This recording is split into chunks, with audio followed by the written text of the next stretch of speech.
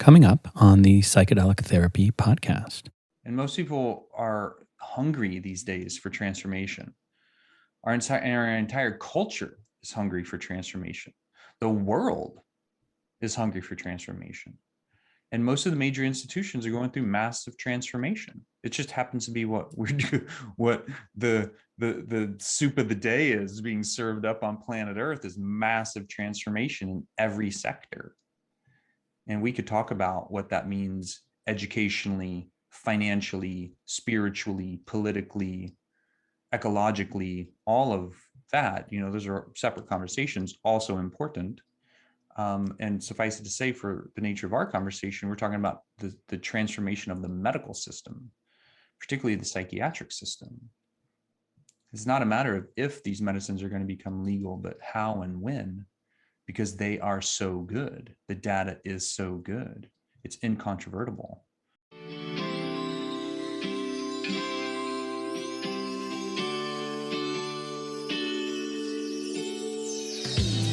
Welcome to the Psychedelic Therapy podcast, a weekly conversation series with leaders in psychedelic culture, designed for therapists, healers, retreat leaders, and passionate enthusiasts.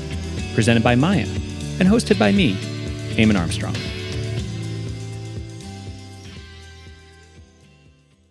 Hi, nice to see you. Good to see you too, man. I bet this has been a super busy time in your life. It has indeed. Yeah, more so than any other time I can remember.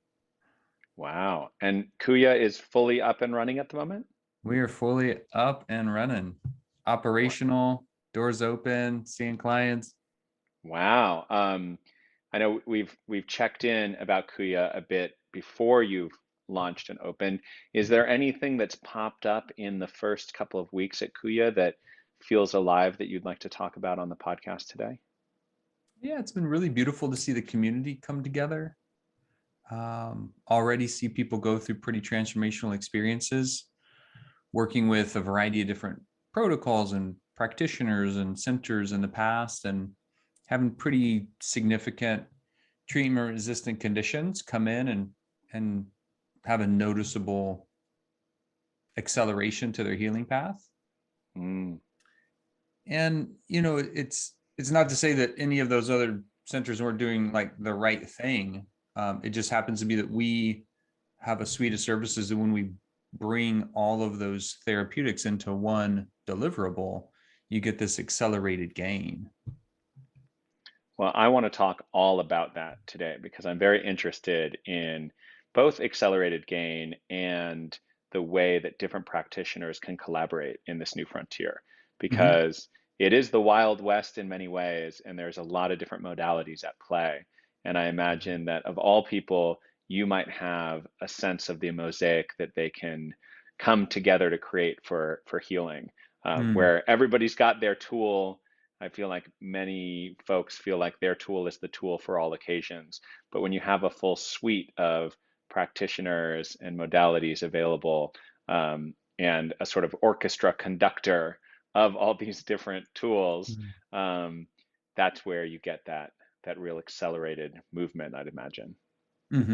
Yeah, it's true.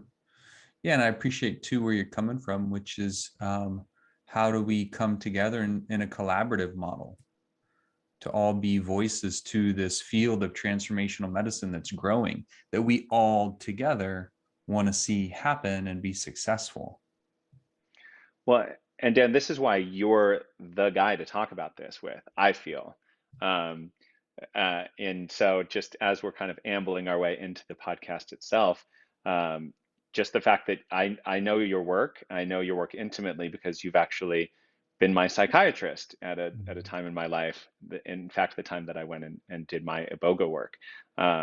So I'm aware of just the extraordinary delicacy of this space and your unique ability to see that and hold that.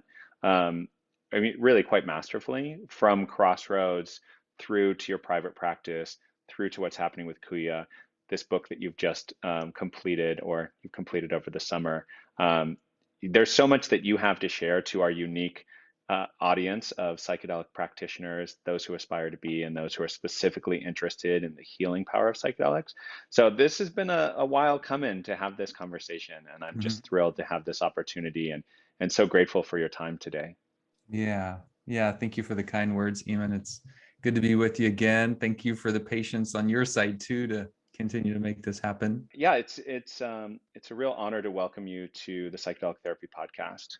You're a guest that I've wanted to speak to for a long time, and we have two really beautiful offerings coming from the world of Dr. Dan Engle at the moment, which is A Dose of Hope, the book that you've written about psychedelic therapy, and Kuya, the center that has just recently opened in Austin, Texas. And so we'll get to speak about both of them today. And so it's a very poignant time to share your gifts and the gifts of your collaborators with the world. So this is a very, very interesting time in psychedelic medicine and an interesting time in your offerings as well. Yeah. Thank you. It's good to be with you. And it's a poignant time indeed. This field is just accelerating leaps and bounds every day. And so let's talk a little bit about before this field was accelerating and before people used terms like the psychedelic renaissance.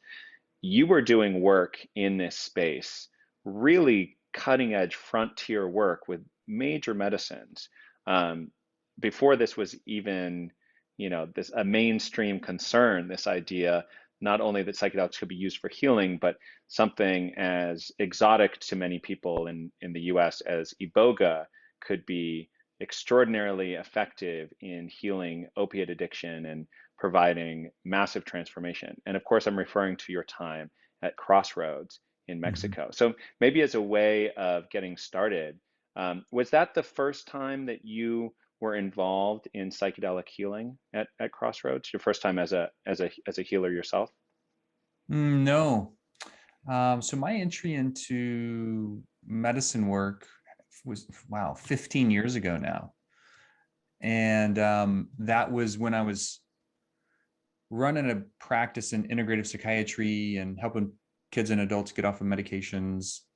And we were doing great work, but there was still some of the deeper soul magic, so to speak, missing.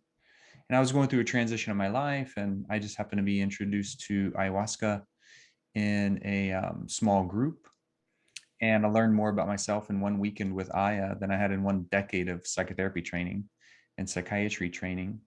And I was sold. I was just so fascinated. I really wanted to understand not only what this could do for me, but what was possible for humanity and how this could shift the entire field of psychiatry. And so I closed up my clinic, moved down to the jungle via living in an ashram for a couple of years before that, kind of preparing because I knew that work was going to be deep when I eventually made the move. And when I was living down with my teachers and doing an ayahuasca apprenticeship over the course of a year, it was fascinating to see not only the experiential process of coming to terms with a lot of different parts of myself that I had been cut off from, feeling like my brain finally came online after 6 really bad concussions, and doing a lot of other things kind of in association with that too. It was fascinating to see the architecture of the ceremony, the architecture of the field that's generated and created, how the music and the icaros guide the process, how to be able to identify areas of stuckness, whether it's through like a sentience, a clairsentience, and an ability to experience the energetic field by feeling tone, or it's clairvoyance, being able to actually see the density in the energy field or energy bodies. There's different medicines that when you work with them and dietas over long periods of time, you get to understand the energetic signature of those medicines, and then they have particular qualities that can enhance the ability to see or feel what needs to happen in the ceremony itself, in the healing space, to be able to support the greatest experience of wholeness for a person to go through. And that might be really uncomfortable, especially if trauma is related and it needs to come current into the space. So once I started getting into the ayahuasca apprenticeship and really being a student of it. I worked with only ayahuasca for 8 years and was very much a purist and was doing all my work underground, just noodling away in the laboratory. No one really knew what I was doing. I didn't share much with my family, with only a few friends. And then my older sister committed suicide. And when that happened, it was really sudden. It was kind of unexpected. She had been sober for a long time, over a year. And then something happened and she had a relapse fast and shot herself and was gone. And so that was a big call to action for me. And the first medicine that I wanted to understand more deeply was the medicine for addiction, which is iboga. I mean, there are other medicines for addictions for sure, but iboga is like the king and I say the king because it's a very masculine medicine. It's kind of the king of that genre of medicines that work for addiction. And so that's what led me into iboga work and eventually working with ibogaine and crossroads. Mhm. I had no idea that you lost your sister. I didn't know that that was part of your healer biography, so to say, that that was a galvanizing force in your life. And I'm so sorry that that happened. And also, it seems like that's been, as I say, a galvanizing force for you in what you're offering is to the world, in her honor and serving those like her who are suffering from addiction the way that she had. Mm-hmm. Yeah. Thank you for the reflection. It certainly was a galvanizing, catalytic experience for me, and that also included me contributing to writing the book, Dose of Hope, and I dedicated the book to her. Unfortunately, she was in 9 years separated. She's 9 years older, and she had an experience of just horrible childhood trauma. We grew up in separate households. We share the same father. She grew up in her mother's household. So our father didn't even know, to the extent that she had had so much suffering and trauma as a really young girl, and just mountains of classic PTSD with doing all the right things, all the standard of care, psychopharmacology, AA, psychotherapy, Gestalt therapy. The list is deep. Alcohol rehabs. She had done it all, and unfortunately, she was in this generation where the psychedelic research, between 1970 or so and 2000 plus or minus, was essentially non-existent. And so these medicines like MDMA for PTSD, iboga for addiction recovery, ayahuasca for major depression, psilocybin for the stuck experiences of major depression, ketamine therapy was legal back then, but not many people even knew about it then. And it wasn't being very widely used for chronic depression. So she just happened to be in this generation that was like stuck. It wasn't the generation of the 50s and 60s that had these medicines available, and it wasn't the generation now that also is having them more available, if nothing else, by at least knowing that they're coming. Ketamine's here. We've seen an acceleration of ketamine clinics, and MDMA and psilocybin become legal in the next 18 months. And so Dose of Hope is essentially just a treatise on what's possible, what's coming. And I wrote that because I wanted people suffering in silence to know that there are options, there is hope coming, and we need to do our best as a therapeutic community and as a grassroots community to continue to demand that these medicines become legal and available. Something that struck me about this book, Dose of Hope, you wrote it in a particular way from the perspective of this fictional main character. I think for a lot of people like yourself who have gone through somewhat of a wounded healer path where they've done a lot of their own work over a long period of time, as you certainly have and done a lot of healing, it may be hard for them, and perhaps some of our listeners who've done a lot of their own work, to really feel what it's like to be someone stepping into this space for the very first time. It's someone who has been suffering for a long time, someone with, in this case, it's complex PTSD in the case of the book, but someone suffering from depression. Is it seems like the way that you've presented this book is also instructive for a healer, a therapist, a doctor, someone who's been come a long way themselves to kind of step back into the psychology of someone who is hopeless, has no idea how these medicines work, has no idea how to create the trust in the doctor-patient relationship. I wonder if, from your perspective of presenting this book and the work that you're doing now, if you have any advice for healers to better understand what it's like to be that person, perhaps like your sister, others who are just stepping into this psychedelic healing for the first time. Do you have any advice that you give to practitioners for better understanding, empathizing with, and supporting people who are completely foreign to this world? Yeah, it's a good question. In the experience of supporting another along their journey of transformation, we as facilitators and guides can only help people go as far as we've gone.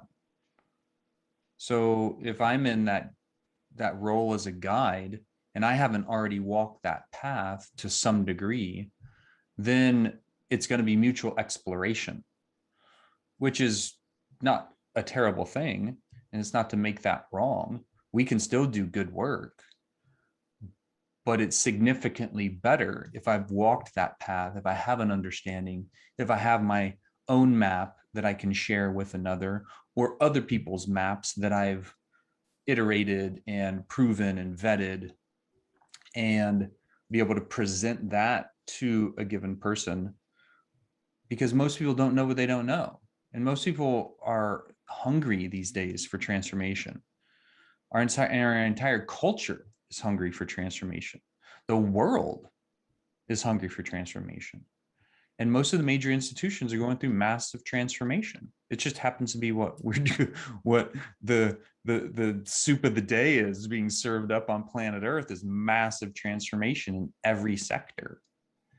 And we could talk about what that means educationally, financially, spiritually, politically, ecologically, all of that. Those are separate conversations, also important.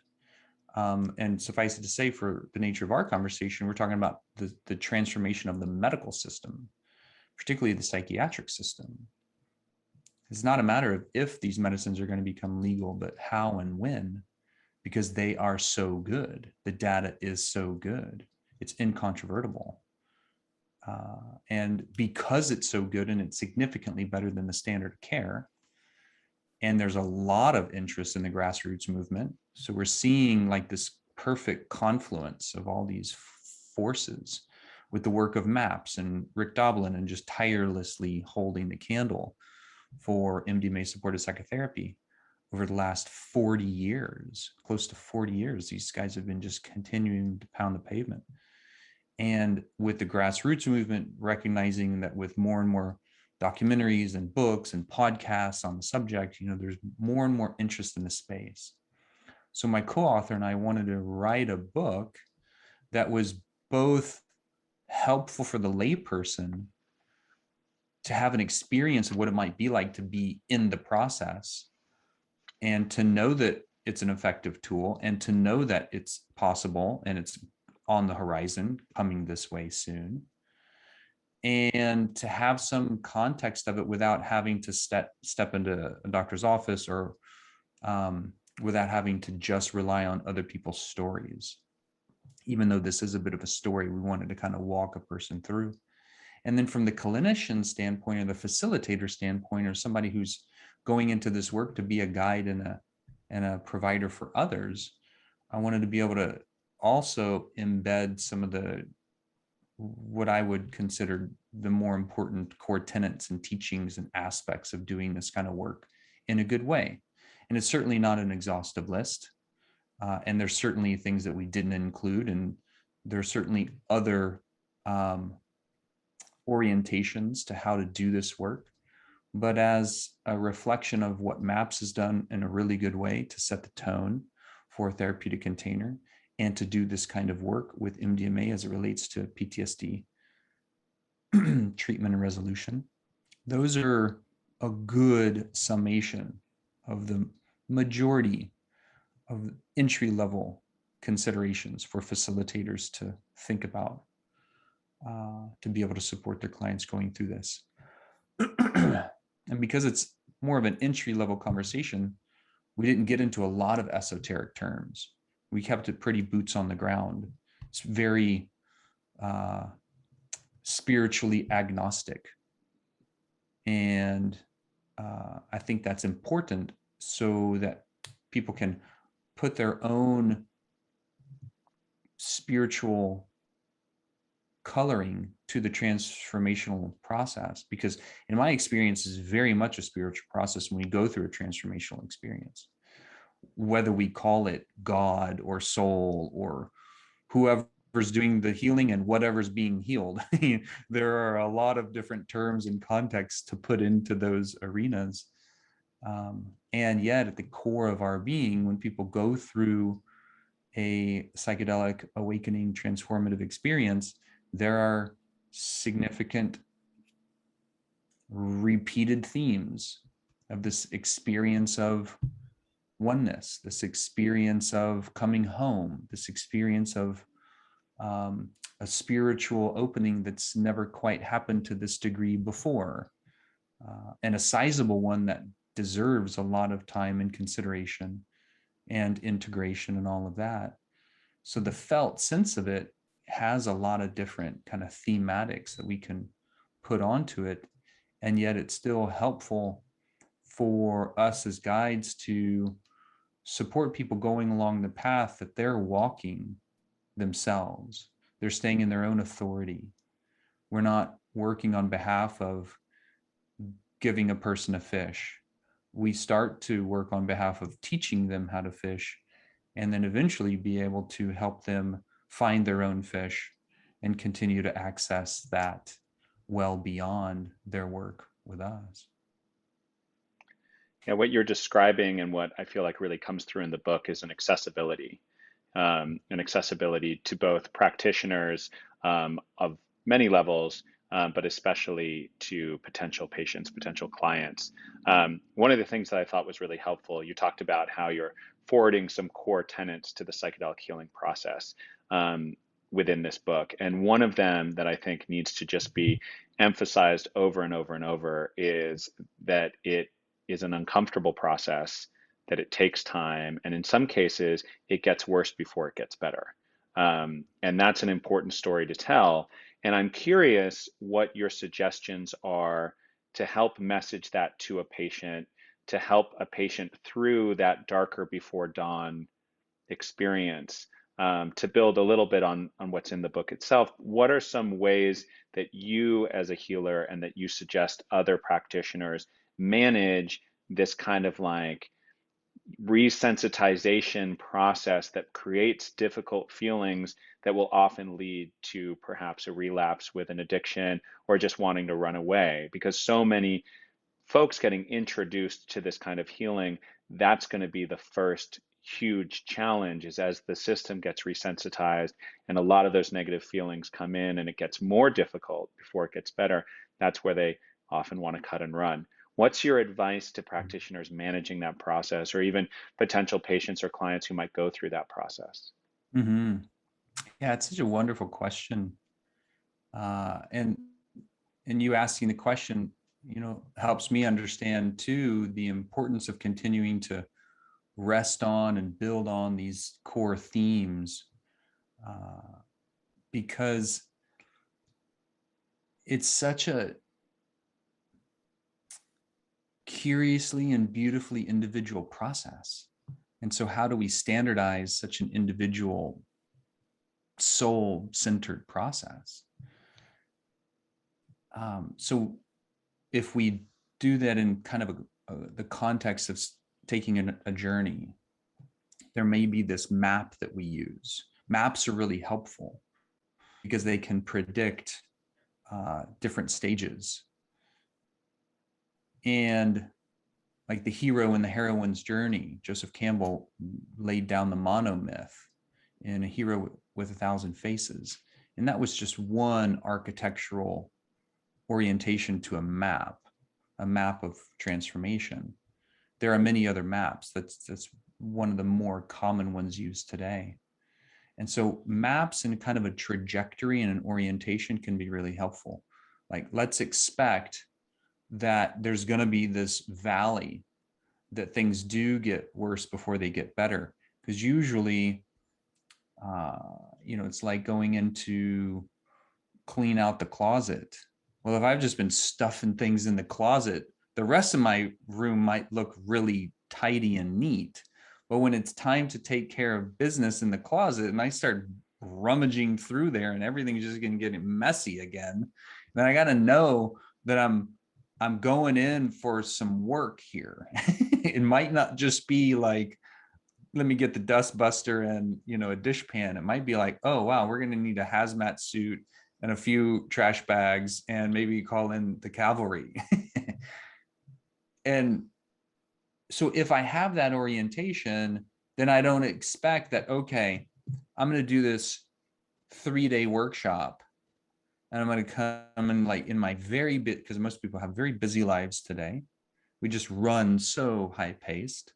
I'm going to come kind of skidding into home plate on a Friday afternoon, start work Friday night into Saturday night, maybe into Sunday night. And then come Monday, I'll be back at work and doing whatever the thing is, or I'll be back at home taking care of who I usually take care of, or in the usual day-to-day where all of the people that know me in this previous experience are going to have all the expectations and all of the same stories. Even if I've started shedding those stories, they're going to still have the same ones because they have known me who I was, and they don't know the differential that's moving in my system right now. So the maps can be really helpful. That kind of trajectory of preparation, experience, and integration.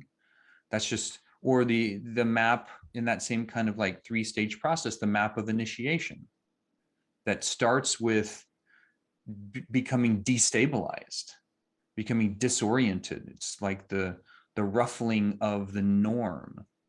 And that destabilization process just by itself can be really freaky.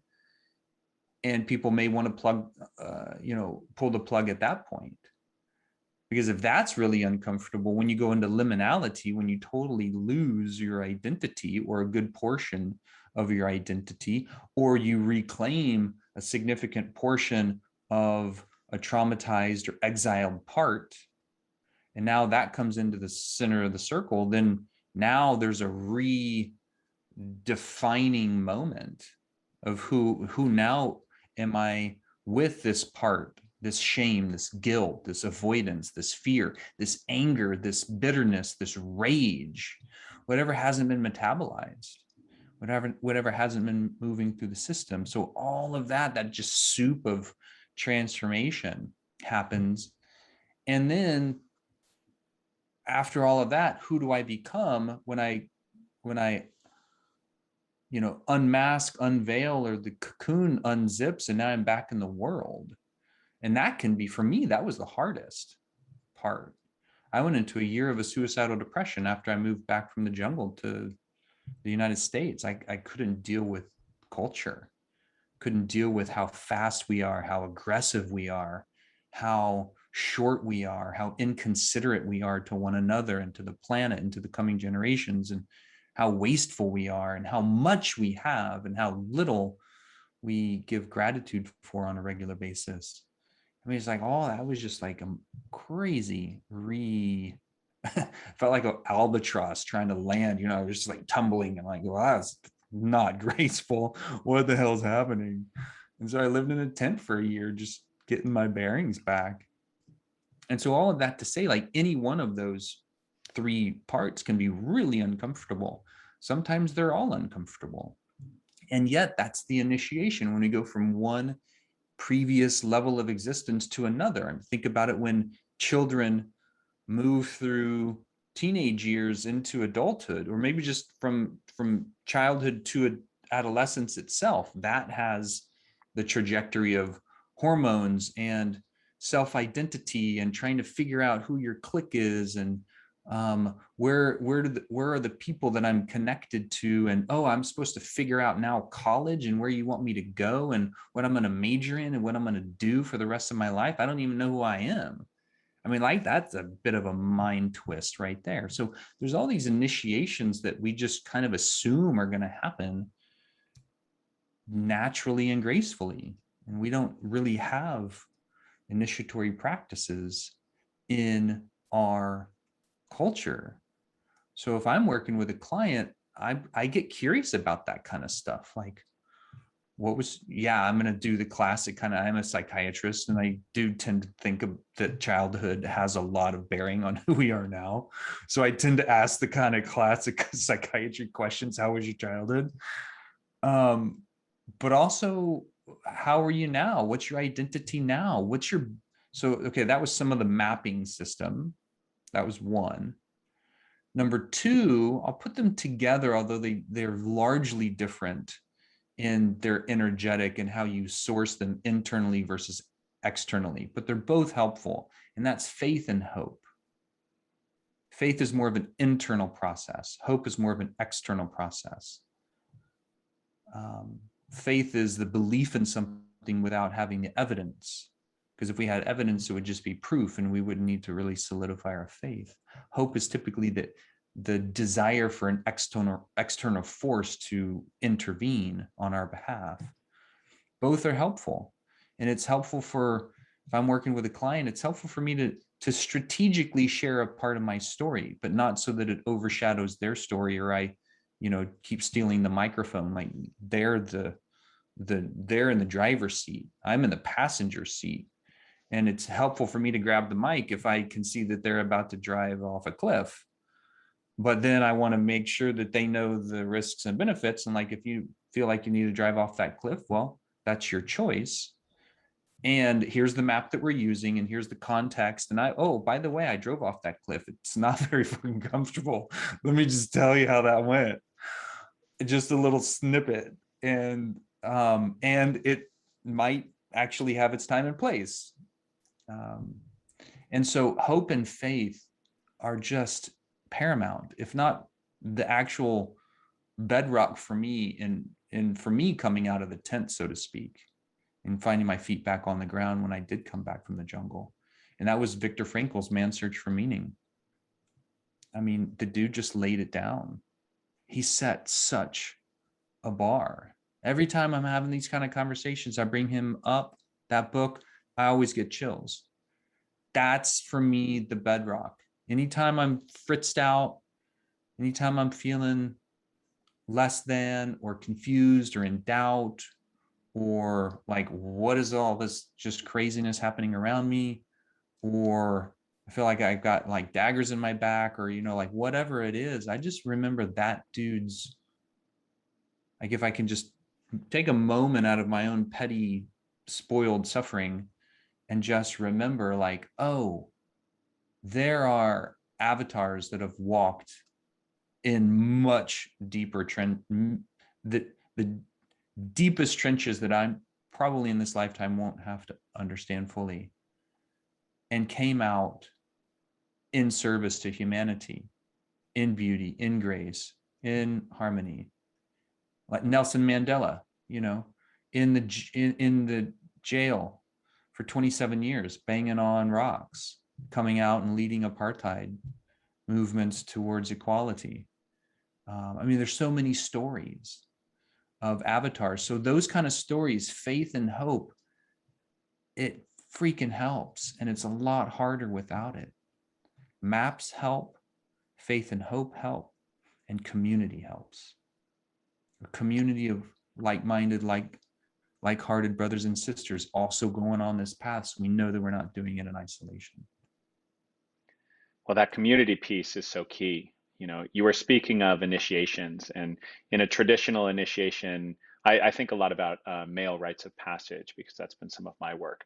But one of the key features of a male's rite of passage in a traditional society is that once that man is returned to his community as a man, it's a return to the community where not only has he gone through an experience that shows him that he is a man, when he returns, his community expects him to be a man.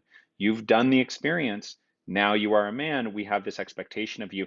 And it's sort of the opposite of when we think about someone going back into the same environment with the same signals, the same stories, the same cues, going into this environment where it's like, oh, well, you're a man now. When we know that you can do it because we've seen you go through this initiation, and we welcome you into this community as a man. And that experience of being able to go through a transformative experience and step into community with an expectation of you, I think is a key part of the transformational process and a key part of how our healing turns into service, and that service reinforces our healing and helps network this kind of web of community where there's an accountability for us, where we were once, so laden with our own sorrows, as you've said, my privileged petty sorrows, I share them. I have those ones too. But then when we see the expectation of the community, and this maybe is a good time to open up the conversation about Kuya, because my understanding of Kuya is that it is itself a community, that a community is coming together around Kuya as a transformational power station, perhaps we can call it. So let's talk about community and integration as a way of entering the conversation into this discussion of what Kuya is and what Kuya is offering. Mm-hmm. I'm just receiving the words of Kuya as a transformational power station. Totally dig that. Right? It feels right. I haven't been there yet, but from everything I've heard, it feels right to me. Yeah. When we built Kuya, so we just opened 3 weeks ago. This Friday will be 4 weeks, and in January it'll be 4 years that we've been working on it. So it's been a fairly long build and perfectly timed, and just all the strategic delays as any transformational experience will be a circuitous path. It's not a linear path. Transformation is not a linear path. So it involves a mystery mindset as opposed to a mastery mindset. Mastery mindset is more like entrepreneurial. Or organizational, or you see the goal, you identify what you want, you chart the path to get there, you set up the why, because most paths are reasonably challenging. Do I have enough of a why to see it through? And then you set up the accountability structures.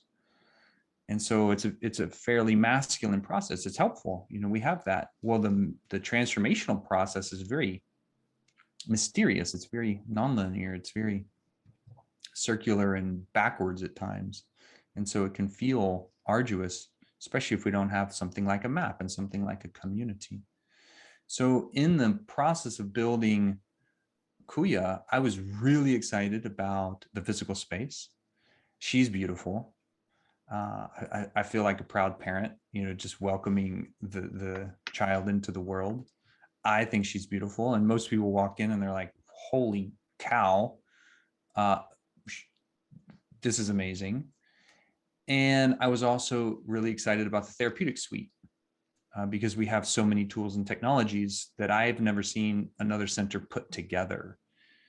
And I essentially wanted to... Can you give some examples of what some of those therapeutic technologies are? Yeah, happy to. And let me wrap up on the community piece, and then I'll go in. So essentially, we built the clinic that we wanted to see and be a part of, but hadn't existed yet. So the physical space is amazing. The therapeutic suite's amazing. And even though those two are amazing, I still am experiencing more and more knowing that the most fertile ground for the transformation to happen is the community that's coming together. It's amazing to see the relationships that are already forming in just a few weeks. We already have 100 members signed up without any marketing, just through organic traffic, because once they see what we're up to and the space and what's provided, they want to be a part of it on a regular basis. And we built, so our center is 10,000 square feet. It's a fairly large center with a variety of different offers, and 2,000 square feet are just community space, because we wanted to have a place where people could come and not only go through their own process individually, but also be around others that are going through their process. Because when we know that we're not doing this alone, and there are others who are going through their own version of a transformational process, because, oh, by the way, at this time on the planet, we're all going through transformation, like it or not, because we're all a part of the same ecosphere. We're all a part of the same planetary structure, the same group and global mind. So we can't not be going through it. Even if it looks like somebody's going through a massive transformation, somebody else is going through a mild one, that might be true. That's a bit of a differential, but still the transformation's happening. So as we see the community come together and people are starting to have these really accelerated healing processes happen, then they become really excited about this experience and the trajectory that they're on. And so to see people start to share their experience with one another, or at least to just be able to have, it's interesting how so many awesome conversations are happening in our IV suite and in our sauna, because we have a 20-person sauna, and my average sauna time has gone from 30 minutes to 2 hours, because I'm just in the midst of all these amazing conversations that are so rich and that I want to be a part of too. And as we're talking about just those two, I'll kind of paint the picture for the rest of our therapeutic suite. So we have an IV suite that has 5 IV chairs, and that's like vitamin and mineral solutions, NAD, which is essentially a cellular energetic reparative mechanism, B vitamin derivative, and peptides in what we could call like more of a healing kind of orientation, as well as a regenerative performance orientation. So if somebody has an acute injury, there's peptides that support the acute injury mechanisms to kick back in even more actively and fully. And then if people are already going from good to great, then there are performance and regenerative medicine peptides that essentially help refine the system in its level of, whether it's clarity of concentration, clarity of movement, clarity of accelerated healing and performance in a variety of different domains. We were using biologics too, so exosomes, stem cells, but the feds have now kind of put a pause on that. So that's our IV regenerative medicine suite. And then we have also part of what we would call the membership or wellness package, or kind of more full program, contrast therapy. So sauna and cold plunge. So we have 3 cold plunges, 20-person sauna. So it can be like a really awesome group process. And what contrast therapy does is it helps to increase the energetic valence and like hormonal power that a given person's in the midst of experiencing or moving towards. Because a lot of people are just with the experience of stress, or the speed of culture, or perhaps not knowing the value of some of these therapeutics. When you stress, where you have this hormetic stress, both in the sauna side and the cold side, in the hot and the cold, then your body builds this cellular resilience, and you also build this mental resilience. Because anytime I get in the cold plunge, it's still super freaking cold, but I'm now more adapted and I know how to be with that level of discomfort. So it's something about like building the willingness to be in an uncomfortable experience, because you know the outcome is beneficial. And just by itself, cold plunge and cold exposure, if done in the right way,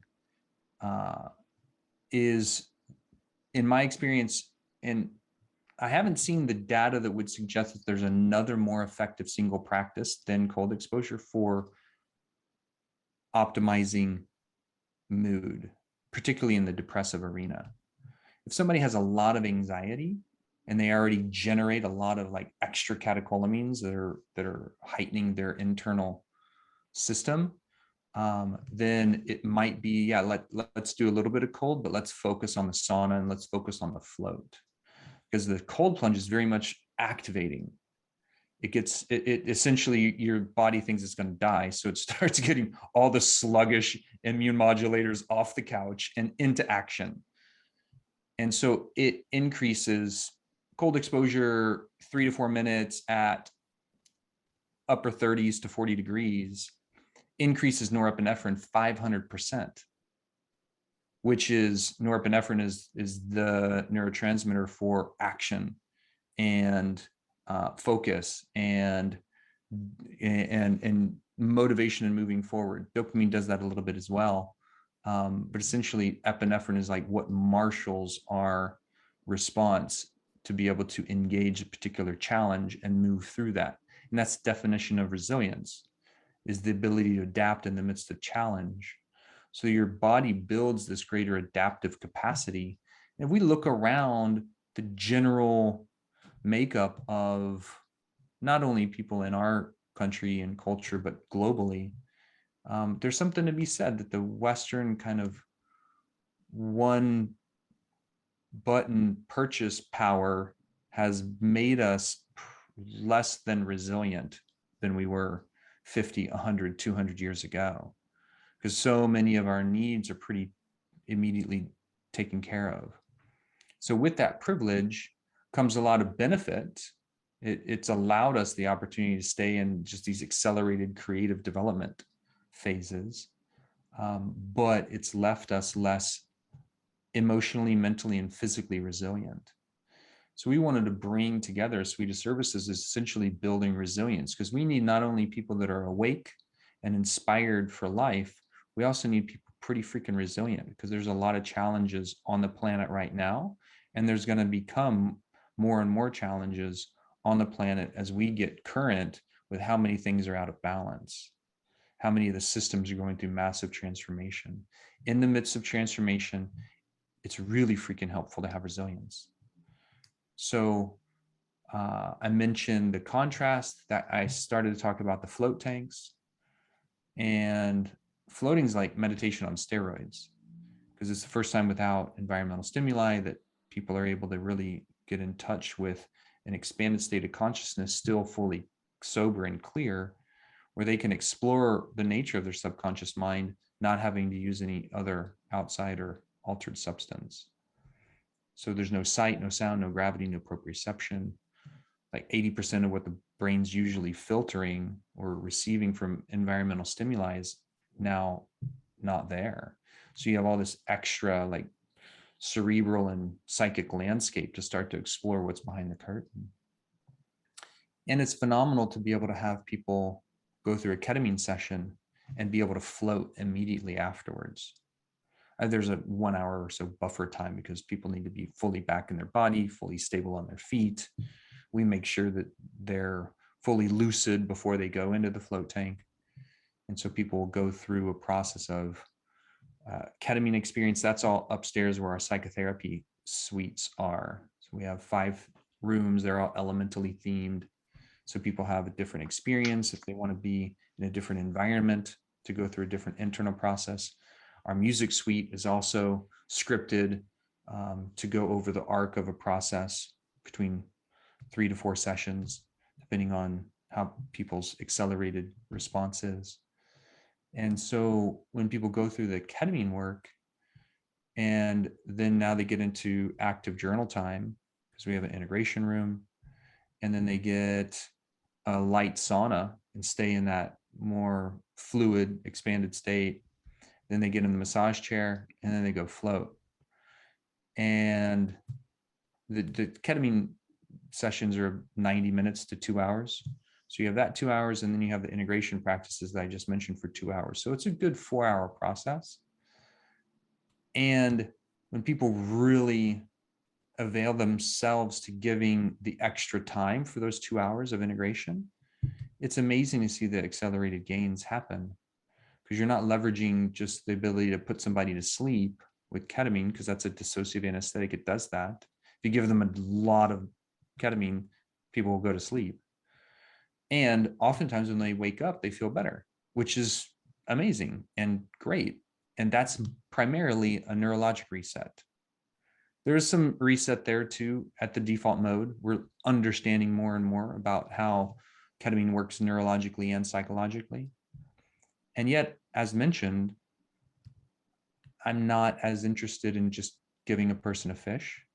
For sure, if somebody's starving, I'm going to give them a fish. If they're standing on the ledge and they either have no options, or they have pharmaceuticals, or they have ketamine, I'm going to say, well, you should probably use ketamine because it works faster than pharmaceuticals. It's safer, less side effects.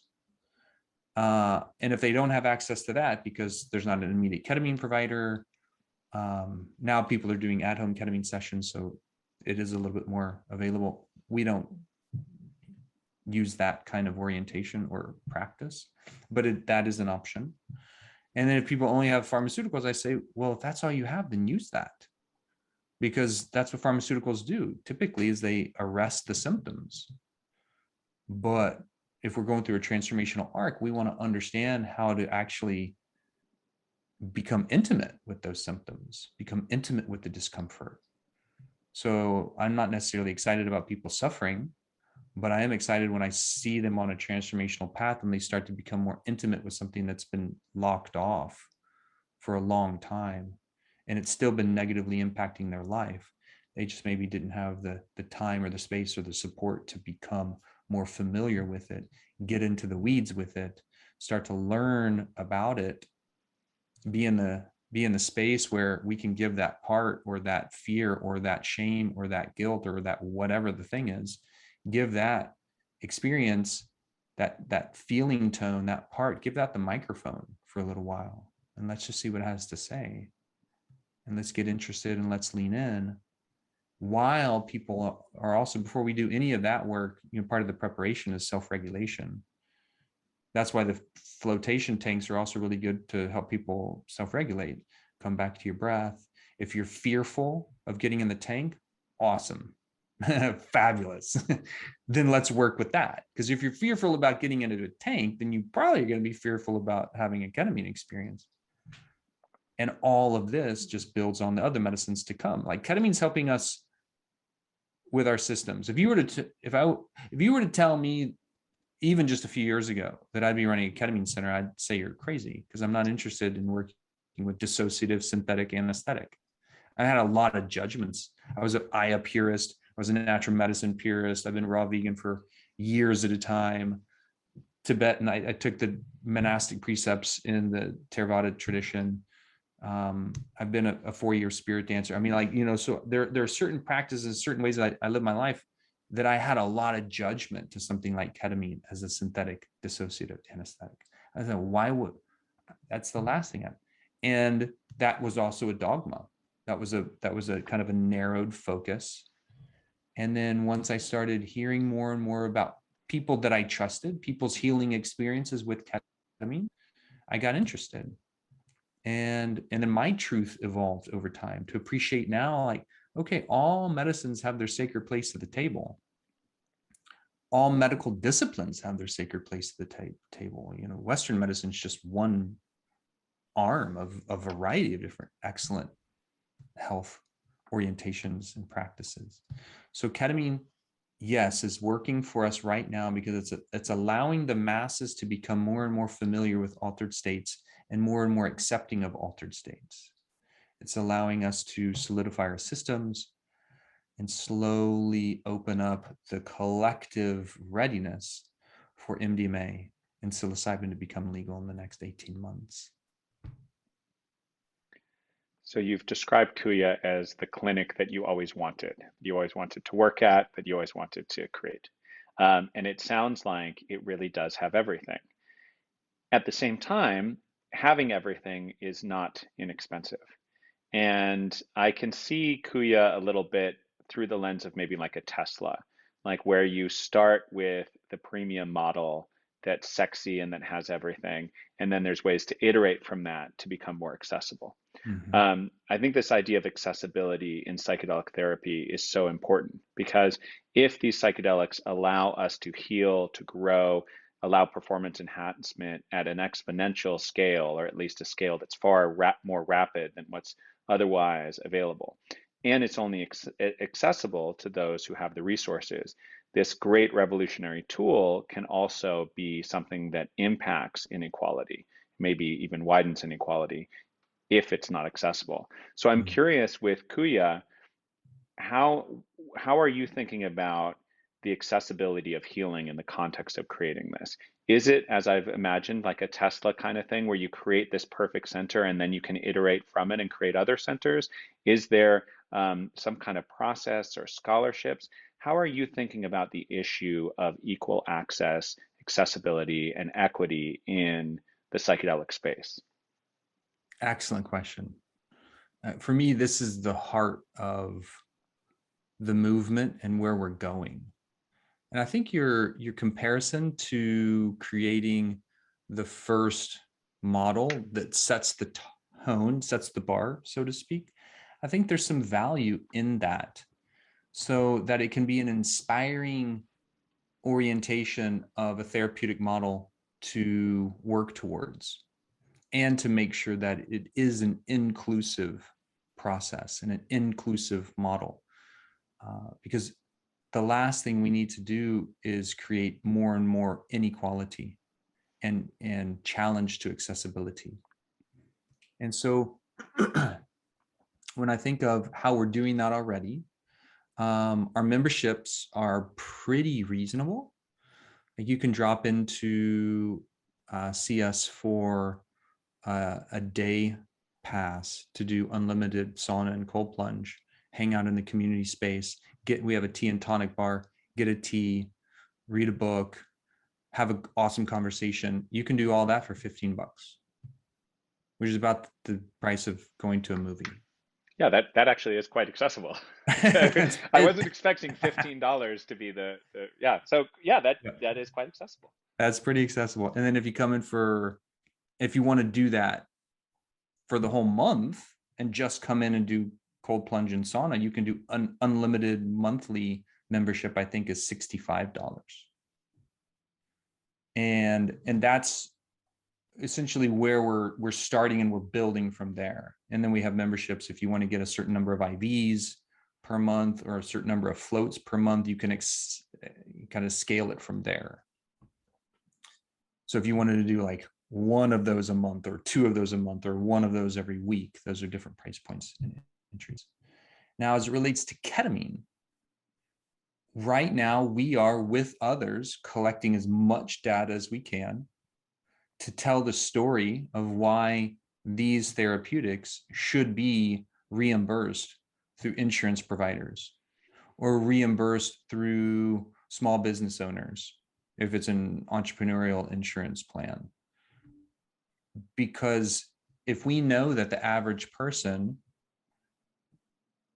there's a rough average, if you look at the different numbers associated, whether it's hospitalizations, pharmaceutical care, therapist coverage care, the average person in our country with major depressive disorder over a longer period of time.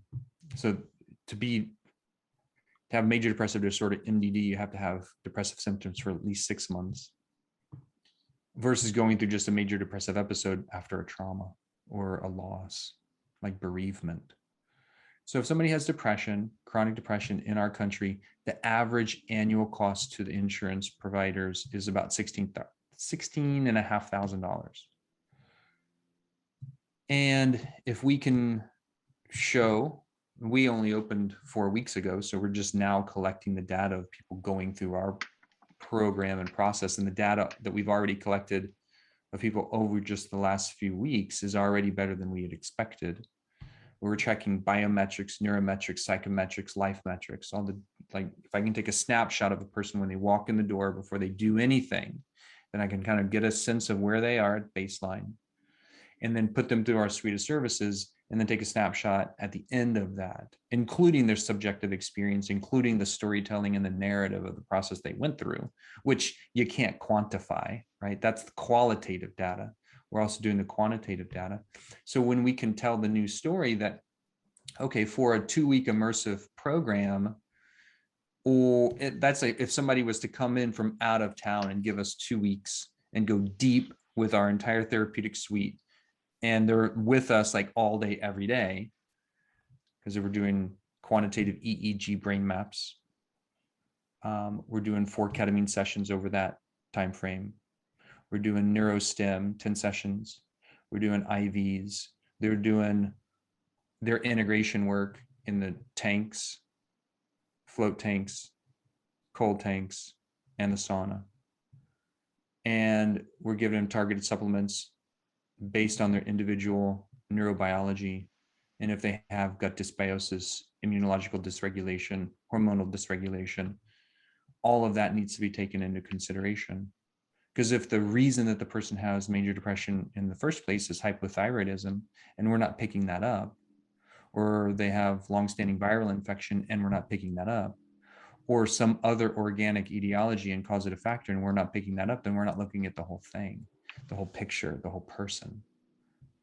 And so we do a pretty strong, like, quantitative metric analysis, intervene at all the necessary points. And then if our outcome measures show that our efficacy rates over the calendar year are better than the standard of care at $16,000, and the standard of care is an annuity plan where people are just re-upping for pharmaceuticals in this kind of like no end model, versus if somebody goes through a program like ours or another program, and at 6 and 12 months, they're actually significantly better. Their self narratives are better. Their life is moving in an awesome direction. They're relieved of their core suffering and major psychiatric symptoms. All of that tells the new story. And that's essentially what we saw with solar. When solar panels came out, they were super expensive, and now they're much more cost effective. And in fact, some people actually get paid for installing. I mean, it depends on how long you're, tracking that repayment. Now there's a new story, and it's actually not just an individual choice because I might save a few dollars on my electrical bill. It's more like, oh, this choice is actually helpful for the planet because we can be as energy efficient as possible.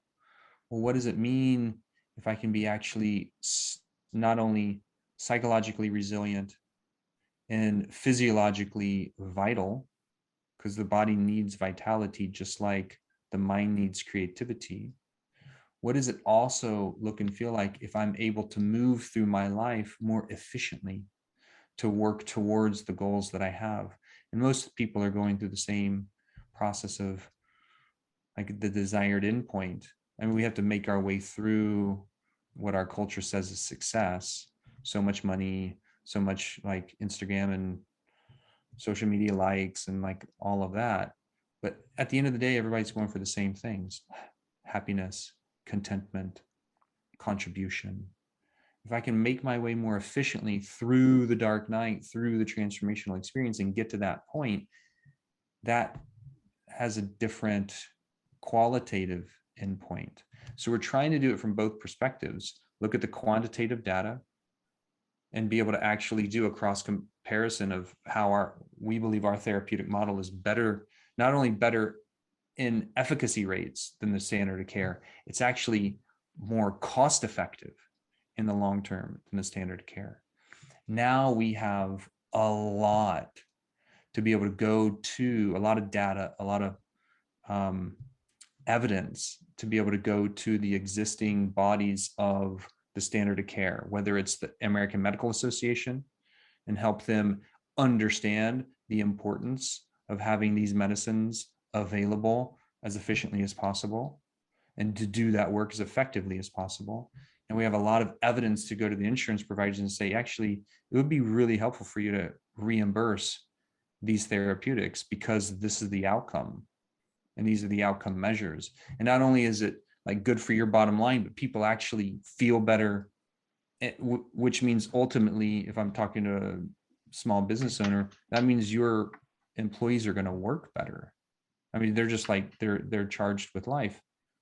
And so when people are charged with life, they find their dharma, they find their purpose, they follow that, and they're proud of it, because doing what we're here to do feels life-giving and it's life-affirming. So these are all the storytelling pieces that not only are necessary for the data, because data moves science, it's also necessary for the story to be told in this kind of way, because story moves culture. So data moves science, story moves culture. And when we bring those two together, now we can actually have the best likelihood to support the change that needs to happen. Well, and culture is changing rapidly in respect to psychedelic healing. And there is a massive bottleneck on the horizon, and that is with the therapists themselves. I've heard you say that we need 100,000 therapists, that we are going to need more practitioners of all different modalities, but particularly those who can hold space for these kind of massive transformations. And so looking at this future, like the solar panels, where things become accessible, insurance recognizes the cost effectiveness. Perhaps there's a little bit of a breaking of the stronghold of the pharmaceutical companies and their incentives. Whatever this kind of rosy future looks like, where as a culture we have really gotten clear on the power of these experience as medicine transformational containers, we still have this extraordinary bottleneck of the therapists themselves, those who've been trained to really hold space for whatever happens in these transformational environments, because it's not simply psychedelic peer support. We need actually well-trained, experienced healers. So how do we achieve that onboarding of psychedelic practitioners and healers in the limited time frame that we're trying to absolutely paradigmatically revolutionize healthcare? What do we do to create these 100,000 therapists? Mm. Yeah, it's happening slowly and surely. There are more and more organizations that are coming up to the surface, offering these kinds of trainings. More and more CME, continuing medical education trainings to therapists, physicians, practitioners of a variety of different sorts, to not only get their annual quota for CME credits taken care of, but also to learn a valuable skill to see if they might want to be a participant. When I say participant, to participate in that, like, let's get you curious enough to see if you want to opt in, and ideally get you curious enough not to just be a facilitator, but to be a participant first. Because there's so many people in this space that are running huge organizations, million and billion at this point dollar organizations, that have not been through a transformational process themselves. So to be able to run a significant business in a new industry and really not understand it at a deep level of gnosis, a deep level of experiential connection, then the orientation is going to be still driven from the ego's expectation of what needs to happen. Maybe that's driven by profit margins, because ketamine has a great profit margin. It's very inexpensive. You can give people ketamine at home, maybe have a coach with them on a virtual platform. And if you have a model and scale a model like that, there's a great profit margin available. I'm not here to say that approach is either wrong or right. If that does, and that is actually happening, and I know a ton of amazing coaches that are phenomenal, and that in that arena, that might be okay. The challenge points around doing that are, if somebody goes through a really intense trauma recovery process, then you're not in the room with them. And that's by itself very different. And you have to have facilitators that understand the transformational arc of being able to support a person going into their deepest work and their deepest wounds. And so on the trajectory of facilitation, you have sitters, you have facilitators, and you have trackers. And so sitters are essentially holding a safe container and safe space, and which is vital, super important. They may not have all the skills of a facilitator. Also, facilitator, I would put like therapist. Therapist oftentimes has training. They've been through their own process. They've had mentorship. They have understand, like they use particular maps to be able to understand and translate a person's subjective experience and help them identify deeper levels of their own reality. And they also have guiding virtues and values. So as a facilitator, it's really helpful to not project your own stuff onto another person's process, one of a number of values and kind of rules and engagement. And then you have trackers. Trackers are people like facilitators exponentially effective because there's a level of intuitive spidey sense and knowing that is effective when you can start reading, like Mark Wolin describes in It Didn't Start With You, which is his book on transgenerational trauma. It's a phenomenal book. And he talks about tracking the trauma language. And when he goes through his kind of narratives and what he's looking for, it's like Boyd Vardy talking about tracking lions. You know, you can kind of, you get a sense through that work of reading the landscape, the physical landscape, the emotional landscape, the psychic landscape. And that takes time. And it takes a development, particularly with mentors and being in the experience long enough to gain those skills. So this is just an example of how we can kind of strategize the entry points, because some people may want to come in as just sitters and to be a part of it and to lovingly hold space. Some people are already therapists and now they want to get trained as facilitators. Okay, great.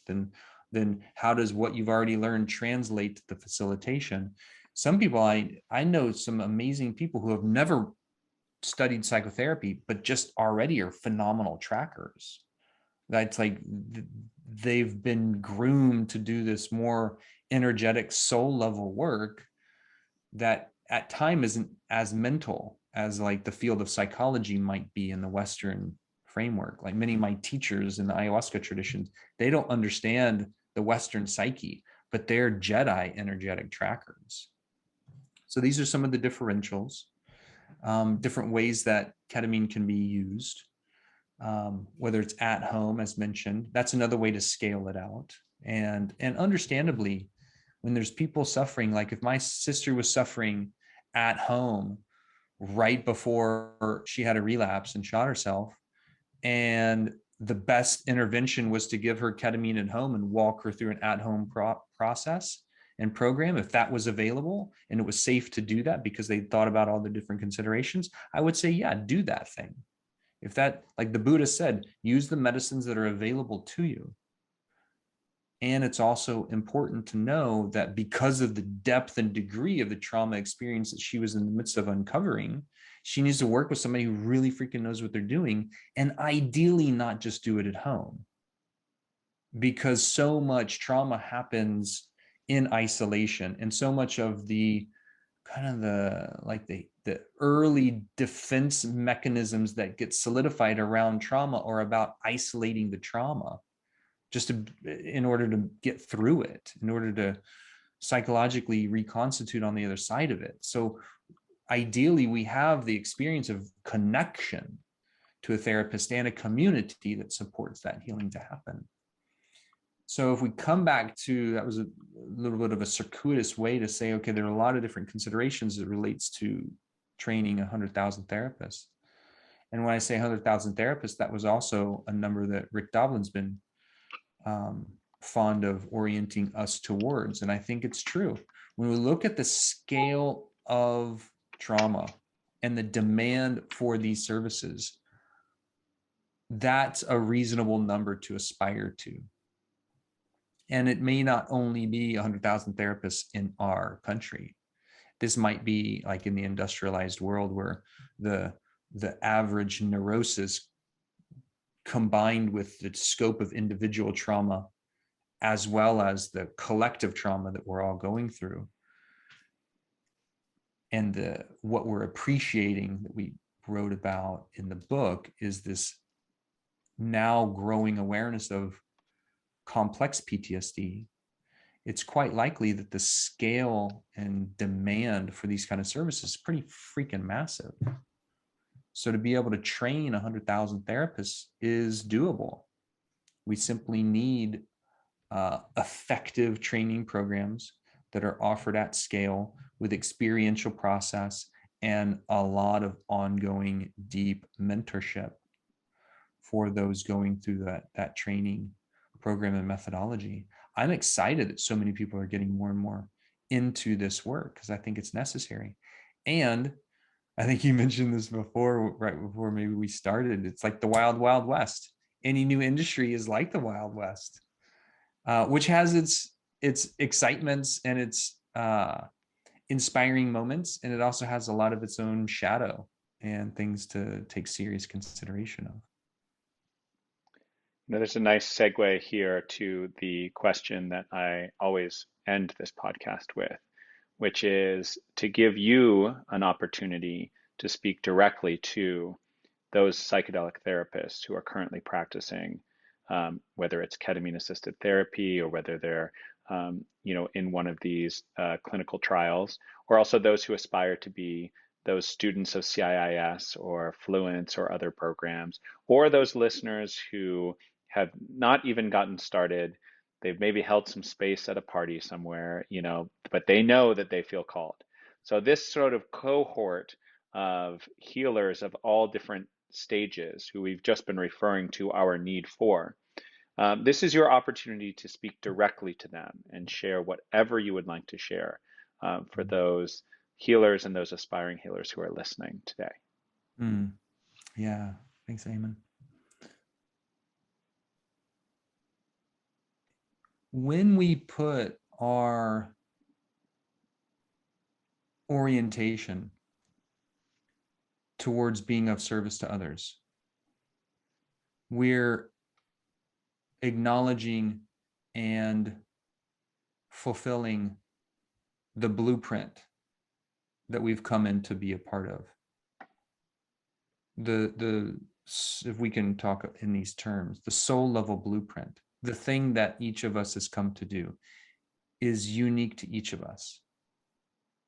And in the art and the alchemy and the science and the practice of facilitation for others and on behalf of others, when we do that work, everything that was really uncomfortable, really hard, really challenging, that's already happened, and everything that is really hard and really challenging and really uncomfortable that hasn't happened, and everything that's really uncomfortable and really challenging and really that is happening now, all of that now has purpose because it's in service to each of us becoming more whole. And when we become more and more whole, we can help others become more and more whole that much more effectively. So there's a way, not only does it normalize like the wounded healer, maybe we can recontextualize that. It starts to paint a picture of the whole healer that we're all in service to, that we're all walking towards. And for me, that always helps because it recognizes that the person that I'm in service to and that I'm facilitating on behalf of, we're pretty much the same.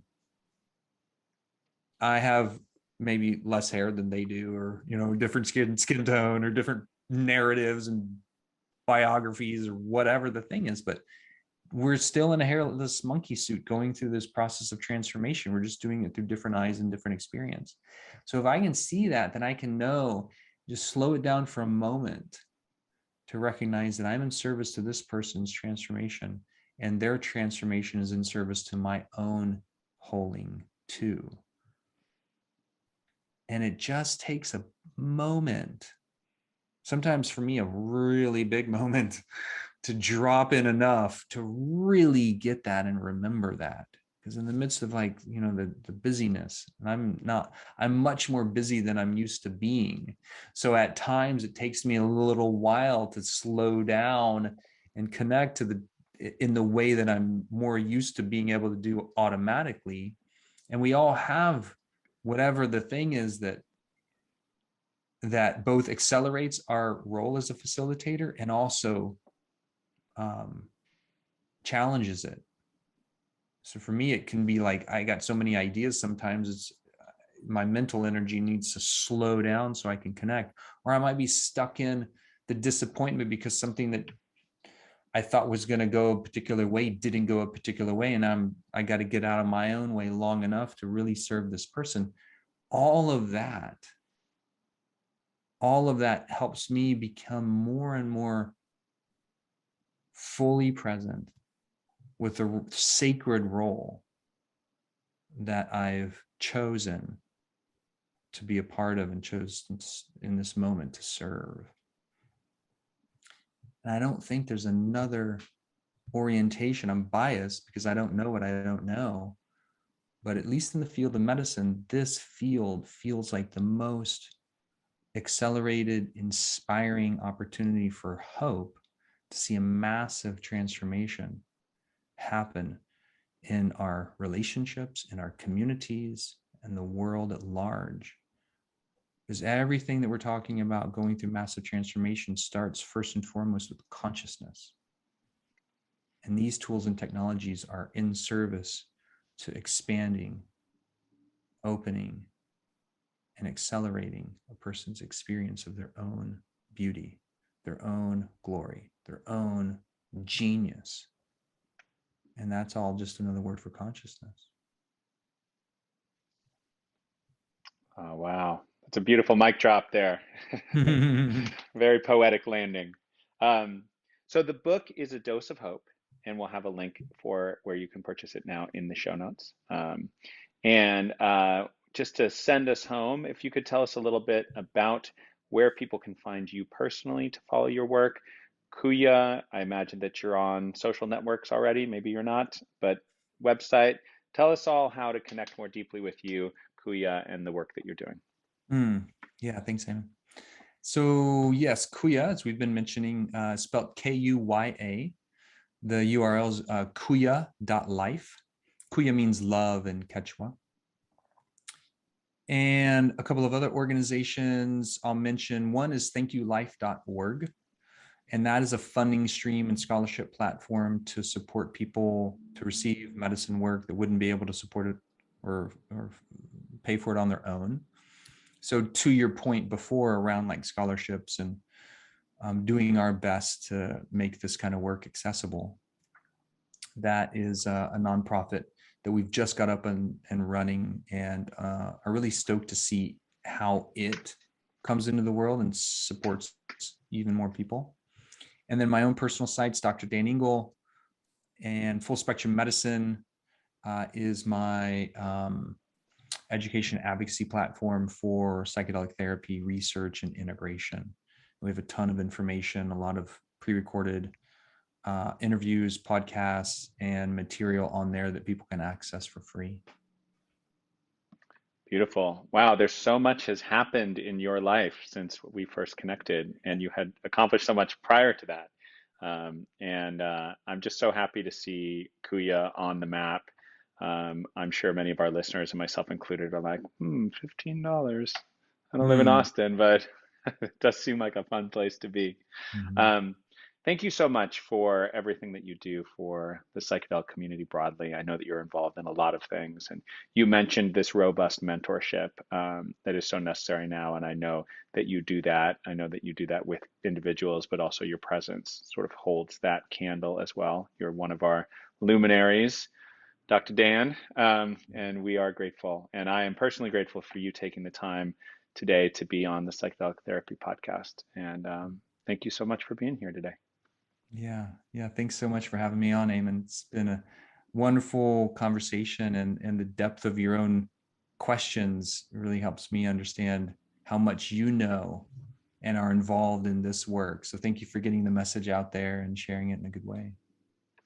Thank you. It's my pleasure. Thank you for joining us on the Psychedelic Therapy Podcast. If you enjoyed this show, please join the Psychedelic Therapy Facebook group to talk about it. You can also share it with your friends or leave a review on iTunes so more people can discover the show. The Psychedelic Therapy Podcast is presented by Maya, a platform designed to help psychedelic therapists manage and measure client journeys. You can head to mayahealth.com to learn more. The show is for informational purposes only and is not intended to provide mental health or medical advice. Thanks for listening.